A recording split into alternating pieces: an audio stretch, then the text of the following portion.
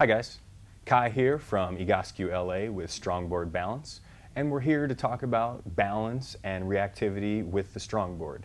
Before we get into that, let's talk a little bit about corrective exercise and proper positioning. What we talk about through Egoscue is postural alignment. The four vertical load joints, the ankle, knee, hip, and shoulder, have to all be in alignment for the musculoskeletal system to work properly. Once they're working properly, you can take something like a StrongBoard as a platform to increase your performance. So here we're going to show you a few exercises. All right guys, we're going to talk about some dynamic tension and true core stability here. So what we're going to do is get set up with your feet flat on the ground. You can bring your feet up to 90 degrees so that your primary hip flexor is engaged. Now you want to roll your hips forward and make sure you're sitting on your sits bones. You'll bring your knuckles to your temples and your palms will be facing out away from you. Now you want to make sure that your shoulders and hips stay in line, so it's going to feel like you're kind of leaning back as you roll your hips forward, and you'll bring your elbows all the way forward in front of your face and all the way behind. Now, as he does this elbow curl continuously, he'll notice that all of the muscles throughout his shoulders, upper back, all the way down through his transverse obliques and his rectus abdominis are starting to work as he goes into thoracic flexion and extension. Having his body on the platform allows his body to continually try to find a position of stability. So once he's set up in proper vertical load and his hips are engaged and everything's staying nice and tight, he's breathing through his diaphragm so we can see his rib cage expand as his belly expands and everything transfers up, and he goes back and forth. Do this about 35 times and challenge yourself with 50.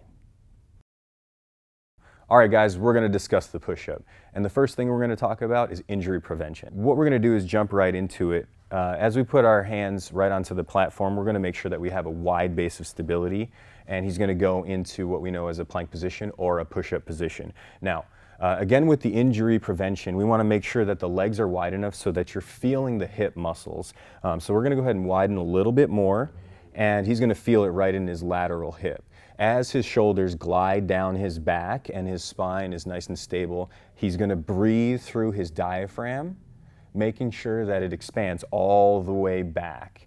You'll notice when you're doing this exercise that the hips are holding you up. The shoulders are going to start to glide down across the rib cage. You'll notice your pecs are starting to engage.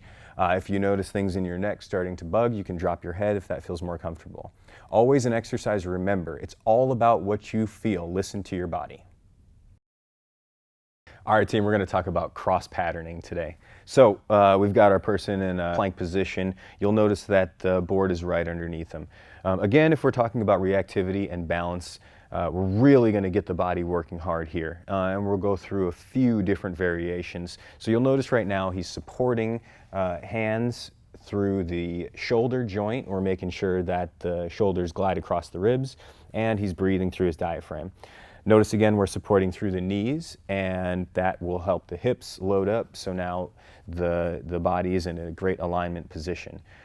He's going to separate his forearms and make sure his thumbs are up toward the ceiling so that we get a good position for the shoulder joint. Now again, we always want to talk about safety in an exercise, and we want the scap and humerus, that's your upper arm bone and your shoulder blade, to sit in a position where they're going to be nice and safe.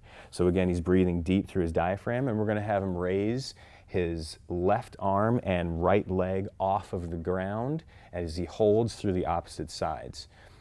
Now, as he raises up, we're going to make some small circles nice and tight with the appendages that are lifted. Now he has to really find some cross patterning. If he's missing it, we'll make him work a little bit harder. His arms are going to come through. We're going to do about 10. And give a nice reach out away. Breathing through the diaphragm, he'll bring everything back down and switch sides. Now as he comes up, again, breathing through the diaphragm, head is relaxed, shoulder stays down away from the ear. You'll notice the board underneath him is making sure that he finds stability the whole time. He has to react to anything, so if we want to get under here and make sure he's got some more reaction, then that's fine. We can also put our hands on him if we need to. He's going to give a strong push and come right back down. All right, the more he works through this board and through his shoulders, hips, and knees, the more we're going to get his body to react. All right, team. So again, we're going to talk about balance and core stability. Again, when we talk about that core, we're talking about everything that's all the way around the body, from basically the knee up to the shoulder, to the pec. So what we've got our trainer in here is a reverse lunge. Notice that the pelvis is nice and stable, the shoulder stacks right on top of the hip, and we're going to try to get the ankle dropped all the way down into the board. Already, our trainee is working very hard just to find stability because the platform is continually making the central nervous system establish a position of balance. Now, as he continues to drop his butt down toward the floor, he's going to feel a nice work through the glute. We can see it start to react, and he should get a stretch through the hip flexor. So not only are we utilizing this exercise to find core stability and strength, we're also using this as prevention for any injury. So this could be a setup or this could be an exercise.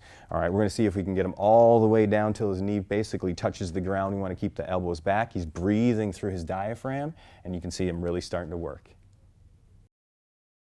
All right, team. So we're going to talk about the feet, knees, and ankles and how they help with the rest of the body and stability when it pertains to the StrongBoard and balance.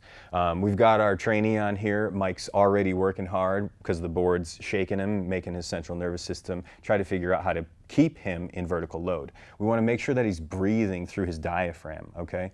And as he stands all the way up and keeps his knees engaged through his quads, you'll notice that his glutes engage.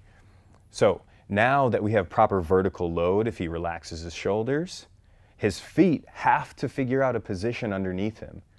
We can't see it, but if we were able to, we'd notice that he's finding balance through his feet, his toes, and if I were a trainer, I could direct him to continually find balance through that even more so. Now, if we wanted him to pronate, we'd have him draw his feet in toward the center of his body. If we wanted to make it a little bit harder on him, we might have him interlock his hands behind his head and continue to stand up nice and tall. So standing tall, again, is ankle, knee, hip, and shoulder all in alignment. We'll notice immediately he has to start to balance through his feet, pressing the bottoms in and finding lots of proprioception through his central nervous system and into his muscular skeletal system to find balance. Again, we want to come in here and start to rake some of the fascia or push him around a little bit and make him find balance. That's always a great exercise too. Good work, Mike.